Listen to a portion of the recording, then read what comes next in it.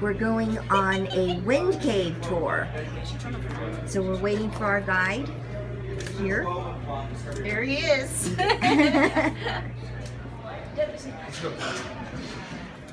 Mom, tell you. Oh my gosh. Keep walking. I'm walking. I have like 3. Start of the tour. The largest room we see today is about 200 feet long, 30 feet tall, and 60 feet wide. Now, the very first formation you saw was actually this guy right over here. Now, George Schneider was a big fan of the opera, and he said that kind of looked like a canopy at an opera house. And so he called this room Canopy Hall. It said if you look closely enough, you might be able to see the critics from the Muppets. Now, I want to show you guys a few basic formations that we see a lot along the shore today, just to get you guys kind of familiar with them. Can anyone tell me what these guys are right up here? Stalagmites? Stalactites, because they hang tight to the ceiling. Now, what about that Lone Ranger over there? Way back in that corner. You said it before, stalagmite, because you might just trip over it, or I'll trip you, whichever comes first. Now, if you look right back over here, you can see what kind of looks like a frozen waterfall. It's kind of flowy, kind of stony. And you guys know this guy's nickname? Flowy, stony, flowstone. Yes, here, kid. The winds were very creative with our naming. I have one more important formation to show you guys, and it's the most important one in the cave, and it's this guy right here. Can anyone tell me what this guy is called? Grilling, yes, but here at Cave of the Winds, we like to call it our stalagpipes. Please do hold on your slide pipes at all times, because it can get a little steep and a little slippery. I don't want any of you guys to fall. I am not in the mood for paperwork today. Any questions so far?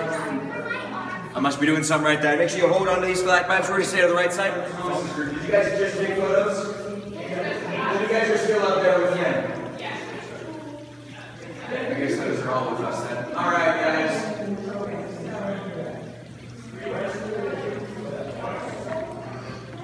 Boston Avenue. Now, during the original tours, 2 men from Boston came through. They said this tunnel kind of reminded them of the windy, curvy, and narrow streets of Boston. Now, I have never been to Boston before, so I can neither confirm nor deny this. But if any of you guys are from Boston or have been to Boston, let me know because I'm quite curious. It is a 4'10" height clearance. Talking to you over there, sir. So if you're telling that, you will think you duck. But a quick joke to lighten the mood. What is a cave's favorite animal? That? No. The duck.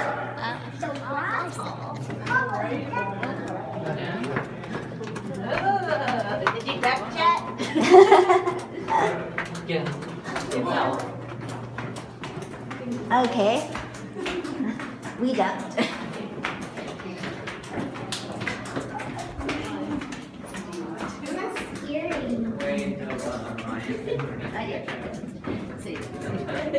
I'll do this to you tonight. We can go on this. No, because you're 10 years older than Devin. It's expected that you'd listen a little bit better than a 2-year-old and an 8-year-old. Wow, you feel tall in here. Just go right back over there. Okay. Now, if you look right up here, we have kind of a smoother stone, and right below it, a more rough. In the middle, you can see the shadow of a line or where they meet. That's actually where the cave floor used to be. So they'd have to crawl all the way back through there just to get to this ladder, which would lead them to the next section of the tour. Now, like any sane person, they wanted some light going up that ladder, but they didn't realize fire, rope, wood, and small spaces don't really mix well together. So after they burned down many ladders, they decided to put their flames out right over there, and that's where all those black spots are on the ceiling. Now, when they went up this rope and ladder, they actually had to go up in total cave darkness, which if you guys are game, we can experience a little later on our tour. Now, if you take a look right over here, we have something that we like to call ribbon stalactites, or cave bacon, because our tour guides are always hungry. Now, how did you guys like that 4-foot tight clearance? Pretty cool? I'm sure he didn't like it, but yes, then I'm sure you'll love our 3'8" clearance right over here. Now, I promise it's not as bad as you might think. Just make sure you hold on to those stalagmites and follow me.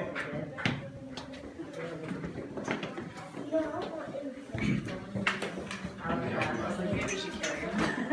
If you want to make it up. Watch your head.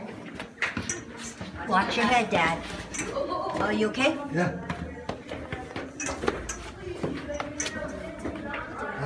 Kind of steep. You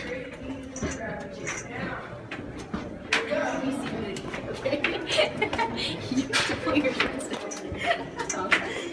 His butt is hanging out. Oh yeah.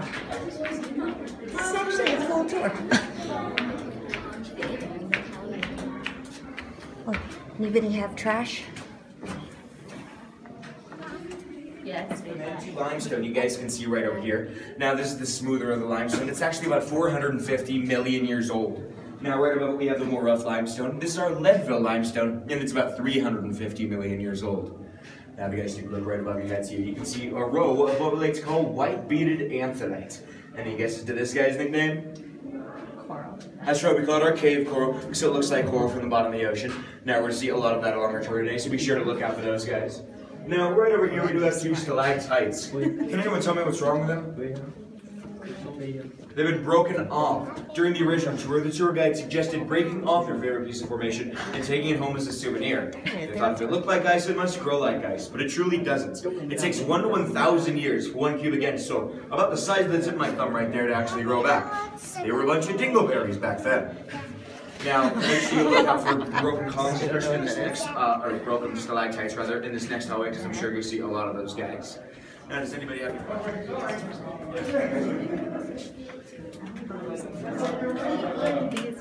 Watch your head, Dad. Yeah. Oh. Wow, are you a cave monster? No, he's a cave explorer. Alright, bye guys. Try to stay to the right side. You got another Good thing I don't have a knife.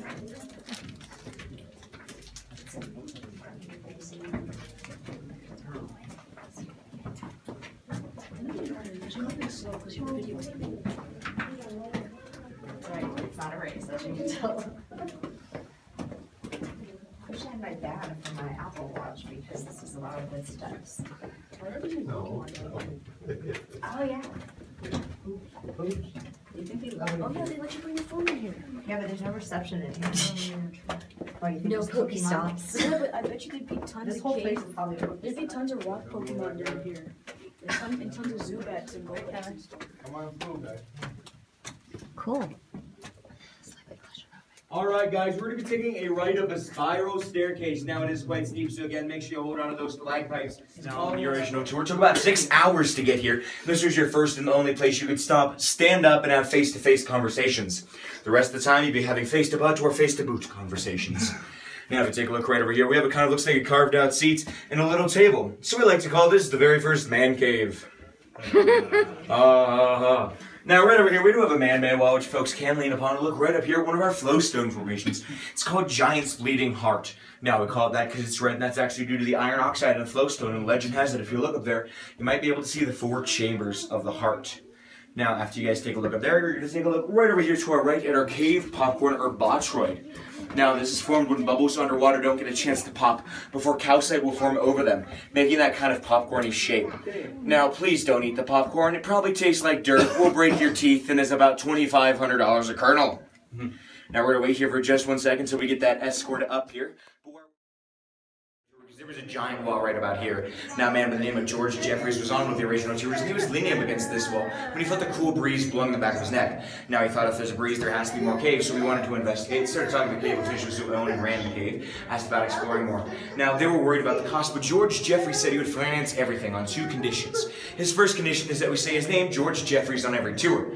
His second condition is that we write 3 lines of his favorite poem on this wall right over here. It reads, "Dreams of mountains as in their sleep, they brood on things eternal." Now, you may be wondering, what does this have to do with the cave? Well, it has absolutely nothing to do with the cave. It was written for the Grand Canyon, but George Jeffries thought it fit well with the Cave of the Wind and said, well, whatever he says goes. Now, to take a look right over here, we have what we like to call Pickett's Column, after the 2 Pickett brothers who found Cave of the Winds. Now, it is very shiny, and that's actually due to people touching it. They put their hands on here, always would seep into its pore, clog it up, and stop it from growing. This formation is actually dead. Now, we did have a geologist come by, and he said maybe in 100,000 years, this guy might be able to push out all those hand oils and grow again. So if you guys are feeling healthy enough, come on back. I'll be selling tickets in the back of my car if anybody'd like to pre-purchase those. All right, folks, go ahead and follow me on through this hallway.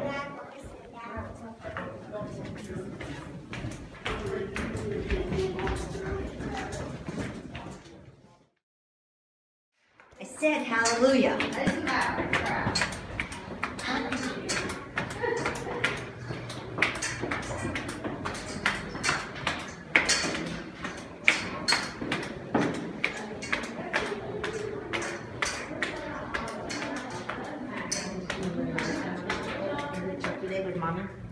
You know, I thought like turkey legs were healthy. You know how many calories a turkey leg is? I'm 800. huge. It's over 1,000. Are you serious? I was like, oh, it's just protein. It can't be bad. It's bad. Alrighty, guys, this is our actual starting point on the tour today. Now, you remember those photos you took at the very beginning? Well, guess what? I'm going to try to sell them back to you. Surprise, surprise. Now, I'll hand you guys back those photos. You're going to purchase those. $15.